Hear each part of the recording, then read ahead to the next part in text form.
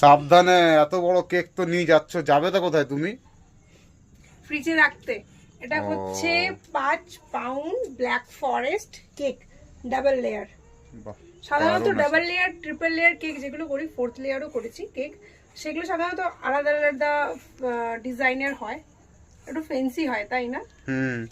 খুব পার্টি যেরকম ভাবে ডিমান্ড করবে সেটা তোমাকে করতেই হবে। খুব কমই ডিমান্ড থাকে যে ডাবল লেয়ার ব্ল্যাক ফরেস্ট চাই, খুব কমই এটা হয়। বাট দেখতে কিন্তু খুব সুন্দর লাগছে। কেমন হয়েছে কেকটা? আরে কিউট সা দেখতে লাগছে, দারুণ লাগে, দারুণ। কে বেশি কিউট, আমি না কেকটা? কে বলো? আমার বউকে তো বলতেই হবে, আমার উপায় তো নাই বাবা, নাহলে রাতে খাইতে দেবে না, কিছু করার নাই।